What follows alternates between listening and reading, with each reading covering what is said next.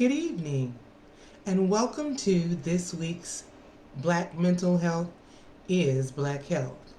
I'm your host, Bronwyn Lucas, and I am glad to be here with you today. Tonight's topic is one that is necessary, one that's real, but not one that's, easy to talk about. We're going to talk about depression in children, something that people don't even think is real, but it is. And because of that, I find it very necessary to say, hey, let's have a conversation. And that's what we're going to do tonight. I have spent several hours working on this over the course of the week, and I will tell you, it's not a pleasant topic, but boy, it's necessary.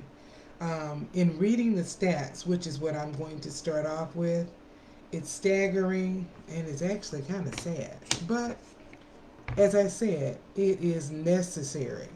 So, we always start off with deep breathing, and I promise you, I had to do some deep breathing before we started tonight just to be ready. So, if it's your first time here, we start off with deep breathing to allow you to practice and get the benefits of deep breathing, which can calm your body down, get you more centered. If you had a hectic day, it'll help you get rid of some of the stress of the day. It's something you can do not just on Thursday nights, but anytime you're feeling stressed. So if you've never done this with us before, put your hands on your stomach. And when I say breathe in, you're going to breathe in so deeply that you can feel your stomach moving out, expanding, because you're taking in a deep breath. So often we breathe and we're just breathing right here, but we need a really deep breath. It's going to put oxygen throughout your body and your brain. So let's practice. I will give you the count in of 4 in and 4 out. I'm counting slow, so you're going to breathe slow. So let's get started. Breathe in, 2, 3, 4, out, 2, 3, 4. In, 2, 3, 4, out, 2, 3, 4. One final in, 2, 3, 4, out, 2, 3, 4.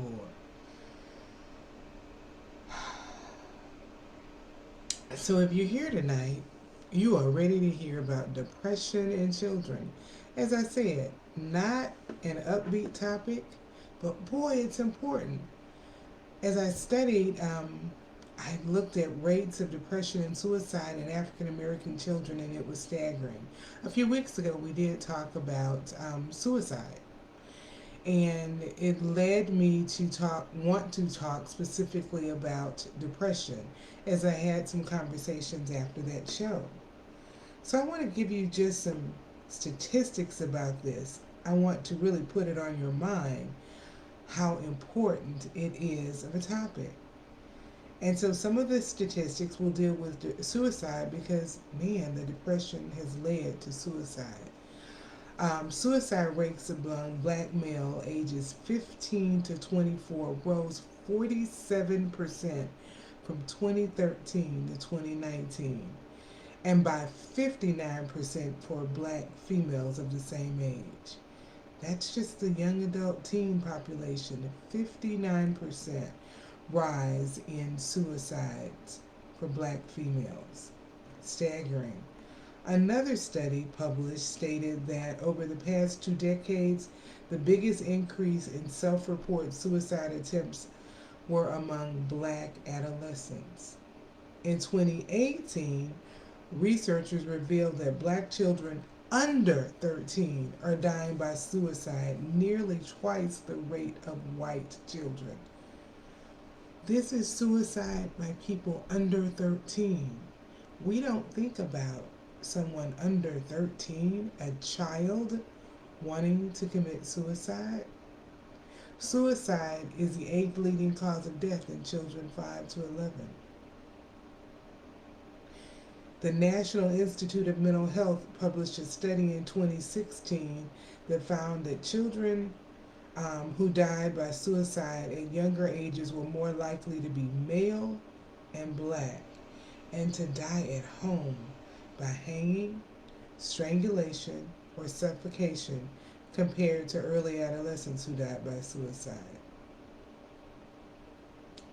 Mental health concerns were identified in 1/3 of suicide deaths.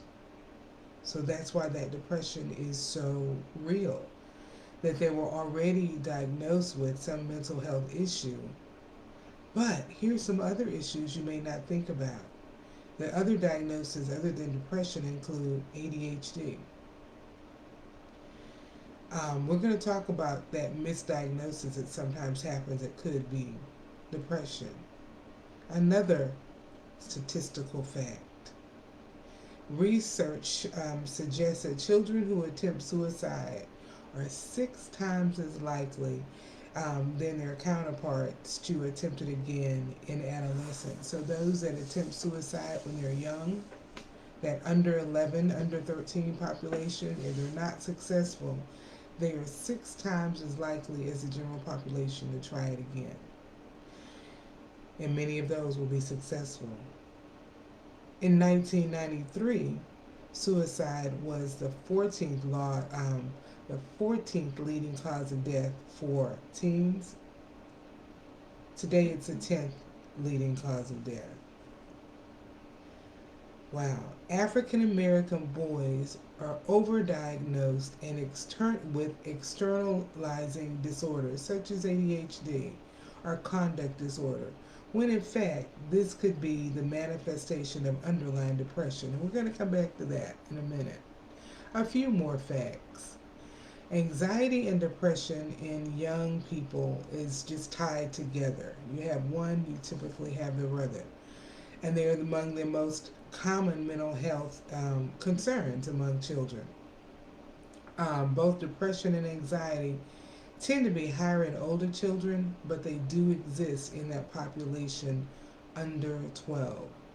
About 3 million teenagers between 12 and 17 are experiencing depression at this moment.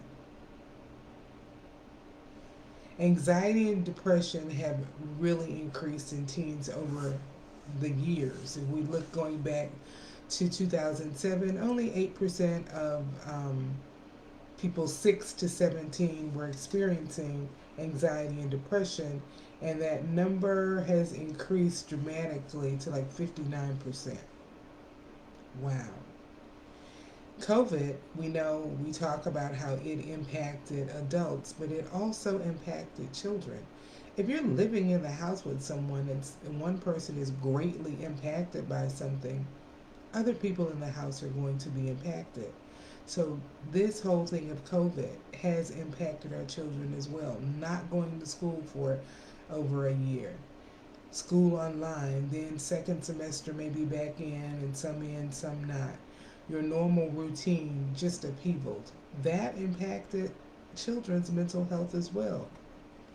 Some people wonder, can children really have depression? They're only a child. What do they have to be depressed about? Well, depression isn't necessarily about, for a child or an adult, that something's wrong in your life. It could be a biochemical thing going on in your brain, where your brain chemicals are out of whack. Therefore, that is how you're feeling. It could be health issues. There are certain health maladies that cause a person to be depressed. Or it could be life stinks.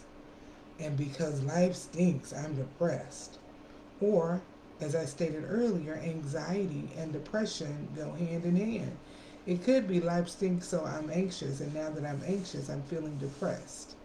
But yes, children can experience depression. And they do, and we don't often know it. We don't look at it. We don't think about it and give credit to the fact that, yeah, they're a child and they can be depressed. So what does depression look like in children? It is, as I said, it doesn't look the same in children as it does in adults. So let's look at what are some of the symptoms. And the first and biggest I want to talk about the most is crankiness and anger.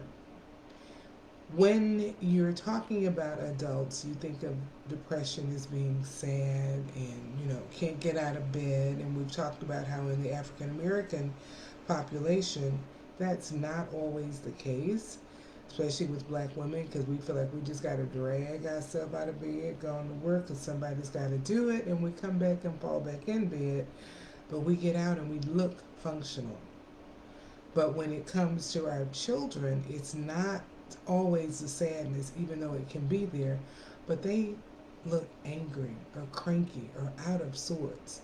When you have a child that's always angry, you might want to look a little deeper. I worked as a school counselor for years, starting out in elementary, and I can remember on more than one campus that I worked at, there was a child that exhibited just this. They were always angry, just angry. Now I can't figure out what's going on with them. And as I began to work with them, man, I found out it was what was going on in their life. And what was going on in their life was enough to be depressed about. But they were angry, and then these same children are always getting in trouble because I'm angry and I'm going to do stupid stuff. I'm going to make bad choices. And when you look at this child that's always making bad choices, that's always doing these things, stop and find out, are they depressed? So that anger in children, that crankiness, that bad mood, that's out of sorts, that always in trouble child for everything, could be a child who's depressed. Now, sadness and hopelessness are feelings that children can have as well, just as with adults.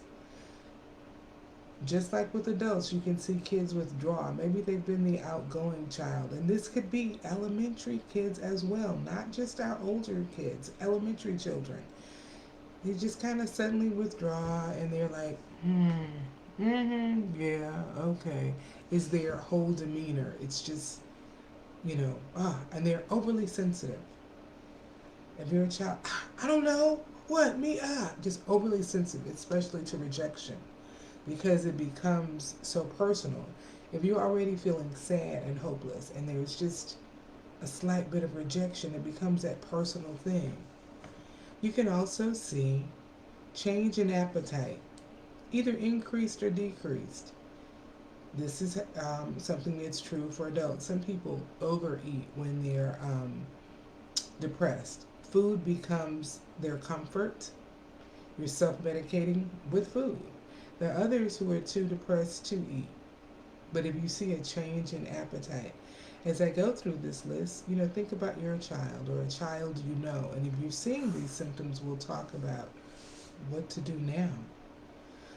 Are there changes in their sleep? Are they sleeping all the time? Or just can't sleep, up all night? What happens is your sleep patterns and your brain chemicals are out of sync, and it can cause you to do more or less of the same thing. Are they crying more or just having more outbursts, like I said with the anger? Or crying or just yelling, having tantrums even? Do they have trouble concentrating? Just can't stay focused? And I said earlier about some children who are labeled ADHD are actually experiencing depression, and you're finding this more in African American children because it's easy to say, oh yeah, they just have ADD. And we write it off. And so their lack of ability to concentrate, their inability to do well in school could be a function of depression and not ADHD. So it's just something you want to look further into. Do they have fatigue and low energy? I don't know. Is the attitude that you see in them. Do they have physical complaints that don't respond to treatment and that they really can't find out what's going on? Because when you are depressed, there can be that your body does hurt. Your body and mind are so intertwined that you're having these symptoms regardless of age, and it's like, what's going on? Do they have trouble with activities at home, in school, doing extracurricular activities, hobbies, going to church? They're always just in trouble. Like I said, it sounds like, oh, that's the ADHD kid. You know, they can't keep still, they can't go anywhere, they're always in trouble. Hmm, could it be a child who's depressed? Do they express feelings of worthlessness or guilt? Always saying, I'm sorry, I didn't mean to. Um, do they talk about death or suicide a lot? Are they watching movies or doing things that talk about suicide more than you're comfortable with? It's like, okay, what's really going on? Those are just some of the things. Let me see. Some more. Have their has their behavior in school changed? Their things were going well, and now they're just not. So when you look, and that's not a comprehensive end all be all list, but it's something to begin thinking about. When you see these things in children, we tend to, if it's one, two, three, even five of them, we write them off because they're a child and children don't get depressed. But children do. And not all children will have all of the symptoms. They may have one or two, they may have 10 or 12. Um, but remember, it can be at any age. So even if you have a child in your life who's an elementary age child, and you see that, you know, they used to be such a fun loving child and they always wanted to play, they're not doing that anymore. That's reason to be concerned. Yeah, you know, they can't focus at school. I don't know what's going on. That's reason to be concerned. So when you look at all of that list, if you see any of that in a child in your life, what are you going to do? Well, the first thing I recommend is taking them to their doctor. Um, Before I get in what to do, let me talk a few more things about just some of the things that happen with depression. Let me back up. There are gender differences as well as ethnic differences. I hit on it a little bit, but I want to come back to that. Girls are more likely to attempt suicide, attempt, but boys are more likely to actually kill themselves when they make an attempt. Children with a family history of violence, alcohol abuse, physical abuse, sexual abuse are at greater risk for suicide because they're more depressed. You know, we've talked about some of the symptoms, but why? So if you think about it, if you are living in a house that is filled with anxiety because of abuse, what kind of coping skills do you have? None. What kind of coping skills are you expected to have? None. Why? Because you're not being modeled anything. So yes, it's very very hard for kids to develop positive coping skills when things are going on. So suicide can seem like a way out. I once had a friend who described suicide as a permanent solution to a temporary problem. Because whatever the problem is today, yeah, it will be gone tomorrow and another one might be there. So the problem is temporary, but if you are attempting and complete suicide, that's a permanent solution because you don't get to come back. Um, some other differences, some other things to consider is that when you have that child, let's going back to that whole ADHD. So you have a child who's been diagnosed with ADHD, and then you realize, man, you know what? Almost everything on that list describes my child. Then they're on medication for ADHD, so the medication they're on isn't treating the issue that they have. So this misdiagnosis can be major. Now, I'm not trying to say that if your child is diagnosed ADHD, you know, run and take them off. I'm saying you should look at it more carefully because African American children, especially males, are overdiagnosed with something external. We don't want to look at internal.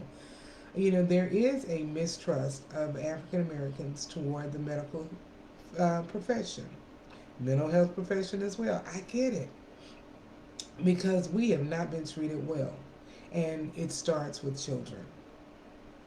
We talk about adults, but yes, children, and that's part of this misdiagnosis. But I'm not here to bash the medical profession. I'm here to say that, yes, that is a reality and we need to look at it. So, what would you do?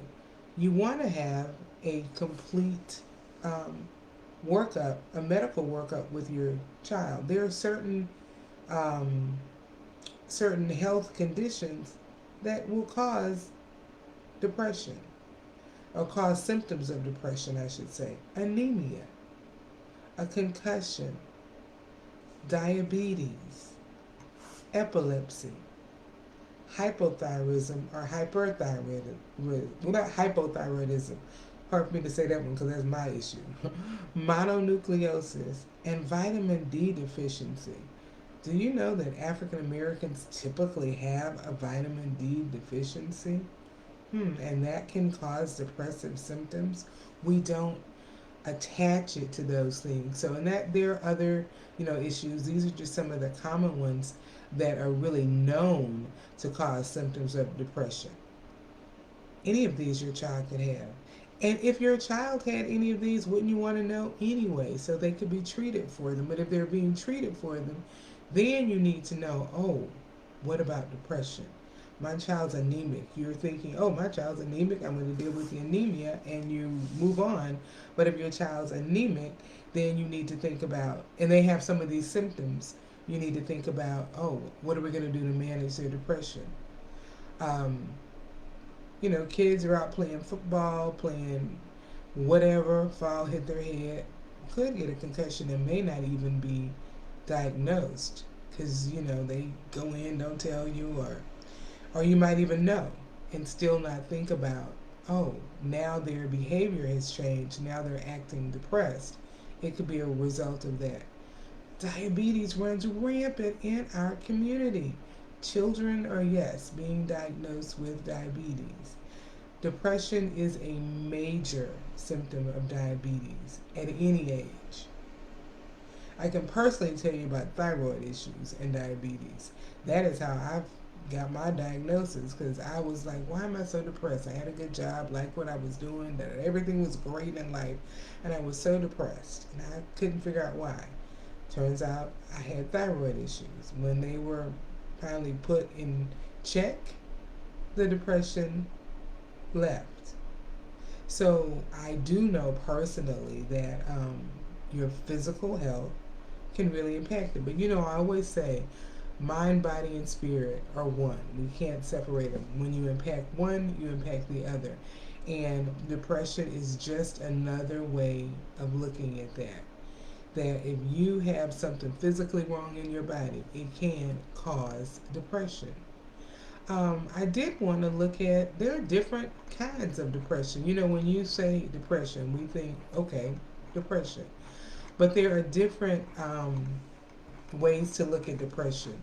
I want to look at my list and see that. So when you're diagnosing people with depression, there are different levels, different types. And just to give some definitions. So there's a major depressive disorder, MDD. And this is diagnosed when a child experiences severe or intense depression that lasts more than 2 weeks. It's persistent. And then there's persistent depressive disorder. So you have major, now we have persistent. It's also called dysthymia. This is a child with, this child experiences milder symptoms of depression, but they last for a long time, like more than a year. In adults, it would be more than 2 years. So it's like you're always at a low level. Just, it's a pervasive feeling of you're not able to feel happy. And this is for like a year. Then there's adjustment disorder with depressed mood. This diagnosis describes depressed mood that develops within 3 months after an upsetting or stressful event. Something happens and you can't adjust to it in your life. And within 3 months, you're feeling depressed. those, and we'll talk in a second about the things that events can do it, but that would be one.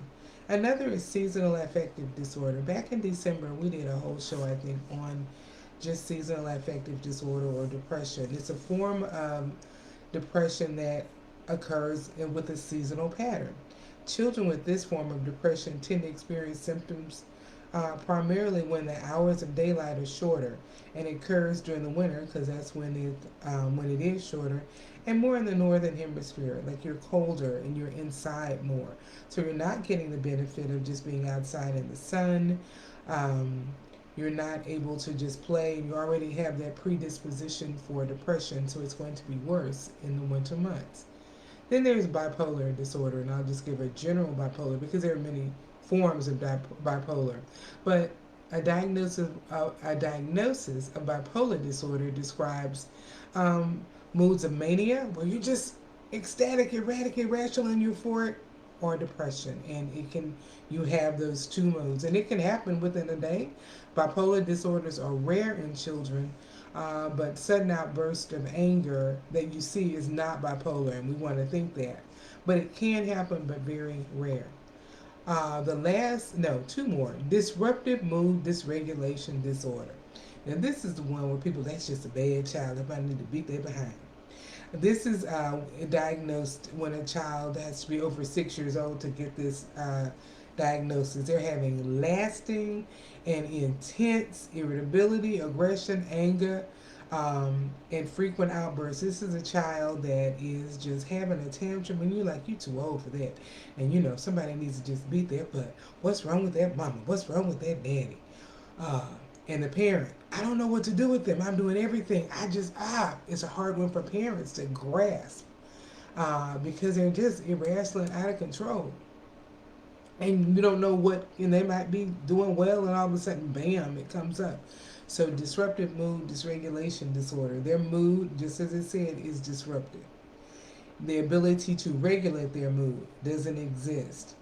Um, is just they're out of control. And the last one, um, just looking at anxiety. As I said earlier, I want to mention again that anxiety, chronic anxiety, is one of the most common risks for depression in children.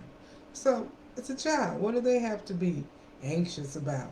What do they have to be depressed about? So let's look at some of those risk factors. Things that we don't even think about.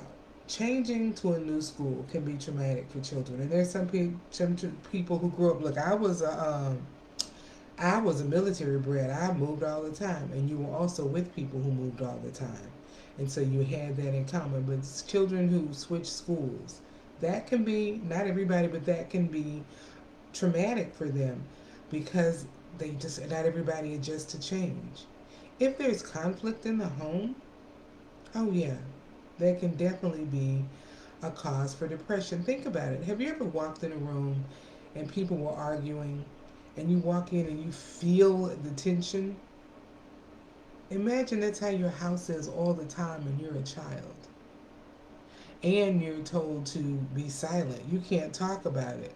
So you're in this place where everybody is arguing. It's chaotic, it's crazy, and you can't talk about it. Wouldn't you be depressed? Dealing with bullies, and that could be in person or on social media, because we've talked about how, man, on social media, those bullies are real, and people can be more cruel, more mean, more abusive on social media than they can in person, because I'm not even looking at you. If I'm looking you in the face, I might could get a sense of compassion. If I'm just on social media, compassion my foot, it's not there. Um, when parents separate or divorce, even if, here is what's funny, even if it was a bad situation where there was conflict in the home, when the separation actually happens and things might calm down, it can still be traumatic because the child might have to think about where do my loyalties go? Or maybe they like one parent and don't like the other, and the parent they don't like may or may not be the custodial parent, but they have to deal with them. So separation and divorce can be cause for concern. Just starting a new school, transitions in life. Uh, even for some kids, just getting going from summer to fall, summer break to back to school to back, all of those changes. Some people, and adults and children, don't like changes. And those changes can trigger depression because I'm scared, because of the anxiety. I'm scared what's going to happen. Like with the new school, am I going to make friends? Are people going to like me? So then you're anxious, and then anxiety turns to depression. Then there's academic stress. Um, when you're worried, and this can go into even related to attending college. Am I going to get into a college? And some kids are thinking about that in middle school. I got to do well, because if I don't do well, then I'm not going to get a scholarship. If I don't get a scholarship, I'm not going to be able to go to college. If I don't go to college, I'm not going to be successful. Da, da, da. I've seen kids get that upset. Someone shared that not being able to share how you feel in your home can be depressing to a child. Right? If you're feeling awful stress feelings and you can't share it with anybody, man, how defeatist is that? How hard is it to tell the parent, you're the reason I'm depressed? You know? What if and in teens and young teens especially, dating, relationships, and breakup, they're so in love at 13. And it's the hardest thing. And as an adult, you're 13, you're gonna break up and make up and break up again. But when you're 13 and you're the one going through it, it's real. And think about it. At that age, you have less coping skills than somebody 33 when you're 13. Your frontal lobe hasn't developed. You don't know how to handle it, and it is. And I routinely, in some of the various jobs I've done and do now, hear of and know of kids at that age, they want to kill themselves because they broke up with their boyfriend, girlfriend. So it's real and we can't ignore it. So what do you do? How do you deal with it? Hopefully I've given you enough information to say it's something we have to think about. Something we have to understand that, yeah, kids get depressed and it's real. And we cannot ignore it. So, what do you do? First, be aware. Look and listen to your child. What are they doing? I gave you that list of symptoms. If you begin to see any of them, any one of them, stop and think. Is there something going on? Take them, make sure make sure everything's going on physically well with them, so that it's not an issue that could be causing depression. Are there reasons for them to be experiencing anxiety? Because anxiety is so close to depression, especially in children. And that those kids, depression and anxiety are the most common mental health issues, and one leads to the other. Is your home chaotic? Are you as a parent depressed? They don't catch it from you, but man, if that's what I see, and mom, dad, sibling doesn't have the capacity to manage their depression, maybe I don't have a role model for how I should manage mine. Have you had a family member or a close loved one commit suicide, or just somebody they know commit suicide or be depressed if they're around? Things that have now been entered in their life that you wouldn't necessarily want to, but it's there and you have no control.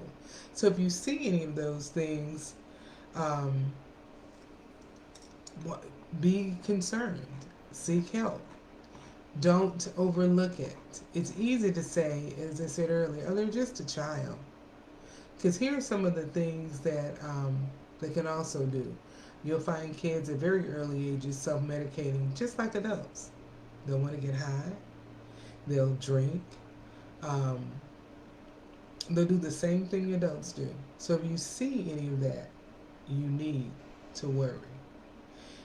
I don't think I mentioned it, and if so, sorry. Just I talked about physical illness with the child, and they have some physical illness and those things that look like being depressed, but also just having physical illness. If you have a child who has a chronic health issue that stops them from being able to just go and be a kid, that can cause depression. Last week when we were talking about asthma and allergies, kids who have asthma are also related to, are known to have depression. Why? Because I can't just get up and go play. I want to go outside and run. And I know I can't today because the air quality is poor and I might get sick. Well, all my friends outside. I can't play with nobody online because everybody's outside. So, yes, just being a sick kid, being the child of a parent who has chronic health conditions, and you don't want to say anything because mom, dad, or maybe it's a family member, sister, or brother, has a major health issue and they're in and out of the hospital. You have to watch this as a child. And your health is good, so what can you say? You don't even want to say, I feel bad, because you see what's going on with them, and it's so much worse than what's going on with you. So you don't say anything, but you have those feelings, and you feel guilty about those feelings, and they're still there, and you never get help because how dare you um, say anything wrong with you? You're not going through whatever that other person is. So be aware of what is going on in the environment. Are they a sick child? Are there sick people in the home? Are there depressed people in the home? Is it a traumatized environment? Is their school a safe place? We won't even get into that. That some schools are not a safe place. Is their school a safe place or a place for this hectic? And this is where they have to go. So just be able to look. Are there stressors in their life? And understand that yes, children can have stressors. In terms of what to do, therapy actually is considered one of the top things to help children. And the form that's good with children and teens would be cognitive behavioral therapy. In young children who, yes, can be depressed, it would be play therapy because play is the language of children. That is the idea of play therapy. Play is a natural language of children. And I've done play therapy before, and I will tell you, you can see a lot. As a play therapist, part of it, you're sitting back watching them play, and then you can kind of interact, but you're watching them. So if you were trying to figure out, is there some abuse going on, for instance, with a young child? You can watch how they treat the dolls. If they're beating the dolls, throwing the dolls, stepping on the dolls, yeah, you want to look a little deeper into that. Um, so therapy is very good for children to manage depression. In some cases, medication is called for. Here's the problem: in people under 25, most medicines for depression. Guess what? One of the symptoms is causes depression. So I'm depressed at any age, and I'm going to take a medication that causes depression. Yeah, how is that working for you? So if medication is needed, but sometimes it really is because it really can elevate that mood. But you do have to really talk to your doctor, and again, really watch, be vigilant in watching the child. Has the medicine made them better or worse? Um, and that's with any medicine. That's why there are more than one medicine to treat one thing. One may work, one may not. But therapy has proven to be very beneficial. But if you have a child who's depressed and you're going to take them to a therapist, you want to go to somebody who works with children, someone who specializes in children. Not everybody can see children. And I worked for years with children. I work more with adults now, but I will tell you, that's why I've done play therapy. That's why I've done cognitive behavior therapy. That's why I sit on the floor playing with kids for therapy. Um, so you want somebody who likes kids. I know that sounds crazy, but if you're going to look for a therapist for your child, do they like, if you have a young child, do they like little kids? If not, you can tell, bye, go somewhere else. Are they comfortable, if you have a teen, are they comfortable with teens? Not everybody can work with teenagers either. So you want to make sure if you find someone, it's okay to question what kind of therapies do they use? How long have they worked with kids? You want someone that's going to make your child's life better, not worse. Because one thing that could be very detrimental, You find a therapist and your child for some reason latches on and bonds with them real quick, but they're really not good as a therapist. Do you want to have to leave and give your child another torn attachment, which causes more trauma, which causes more depression? So, think about it. But therapy has proven to be very good with children with depression. Well, tonight I wanted to just bring light to the fact that yes, children can become depressed, and we need to know it. We need to own it. We need to not hide it under the rug, because a number of African American children committing suicides or attempting suicide or doing other self harm behavior is on the rise. We are rising as our counterparts are decreasing. That's not a good thing. We have to own it and say, hey, it could be my child. It is nothing wrong with you as a parent necessarily because your child is depressed. If you see it and don't do anything, there is something wrong with you then. But know what's going on. Know the stressors. Maybe there was grief, there was loss of a loved one in your family. That can cause depression in adults, and it can in children. And remember, children don't have the necessarily capacity to even express how they're feeling and say, I'm depressed. So you have to look for those signs and symptoms so that you can help them. I always like to close with a call to action, something you can do. If you have a child or there are children in your life and you see some changes, get them help. Don't deny that a child can have depression, because they can. If you are the adult, maybe the child is good, but you're experiencing depression, get help. The suicide rates among African Americans as adults also on the rise. Why? Because depression can be untreated, a big part of it. Get your child's, make sure your child has no health issues that might be leading to depression, or just no health issues, period. Get a checkup. Find a way to get your checkup and get your child's checkup. Because your physical health and your mental health are not separate. They go together. You impact one, you impact the other. And finally, be an educated voter and vote. The reason I always end with that, the how you vote and who's in office impacts your mental health, your physical health, because they can make laws that can impact what happens to your body, how you see a doctor. All of these can happen. So yes, be an educated voter and vote regularly. So thanks for joining tonight in this segment of Black Mental Health is Black Health. I'm Bronwyn Lucas, your host, and you can find me here every Thursday. And I think on the top of the page it has my contact information, but if you need help finding a therapist, my number is 682-272-3949. See you next week.